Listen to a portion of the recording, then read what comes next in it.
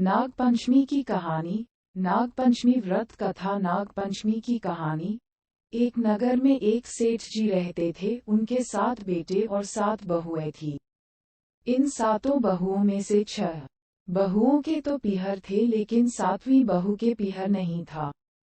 जब है गर्भवती हुई तो उसे घेवर खाने की इच्छा हो रही थी। उसके पीहर नहीं था तो उसने एक घेवर चुराकर पानी भरने गई तब ले गई। वहां जाकर पेड़ के नीचे घेवर रख दिया और सोचा कि पानी भरकर आराम से घेवर खा लूंगी। जब वह पानी भरकर घेवर लेने गई तो वहां घेवर नहीं मिला।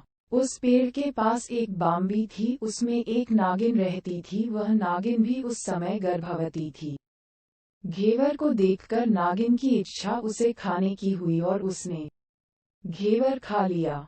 उस नागिनी ने सोचा कि यदि साहूकार की बहू मुझे गाली देगी तो मैं उसे डस लूंगी, और यदि कुछ नहीं कहेगी तो इस बिना पीहर की को पीहर दिखा दूंगी। साहूकार के बेटे की बहू ने कहा कि शायद कोई मेरी जैसी ही होगी जिसने ये घेवर खा लिया। ऐसा सुनकर नागिन बहुत खुश हुई और उसने अपने बेटों से कहा कि तुम इंसान का रूप बनाकर जाओ और साहूकार के बेटे की बहू को लेकर आओ।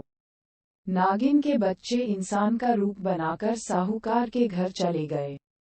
वहां जाकर उन्होंने कहा कि हम हमारी बहन को लेने के लिए आए हैं। तब सास ने कहा कि पहले तो कभी नहीं आए, इतने दिन कहाँ थे? तब उन्होंने कहा कि जब हमारी बहन का जन्म हुआ तब हम नानी के घर थे और शादी हुई तब हम परदेश कमाने के लिए गए हुए थे।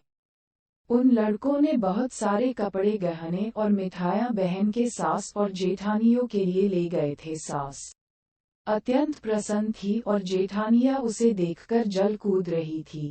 सास ने बहू को उनके साथ में भेज दिया। बॉम्बी के पास जाकर उन्होंने कहा, बहन हम नाग हैं। उस दिन जब तुमने पेड़ के नीचे घेवर रखा था तब तुम्हारा घेवर हमारी माँ ने ही खाया था। उन्होंने तुम्हें अपनी बेटी माना है, इस नाते से तुम हमारी बहन हुई।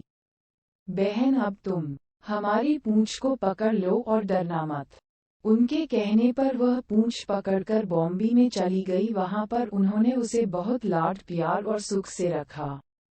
वहीं पर उसने एक लड़के को जन्म दिया। जब उसका लड़का थोड़ा बड़ा हुआ तब की बात है, पड़ोसन ने साहूकार के बेटे की बहू को सिखा दिया, अगर तू तेरी माँ की इतनी ही लाडली है तो तू तेरी माँ से कहना कि आज तो नागों को दूध में ही पिलाऊंगी। पड़ोसन का ताना उसे सहन नहीं हुआ। वह माँ से जिद करके नागों का दूध ठंडा करने लगी।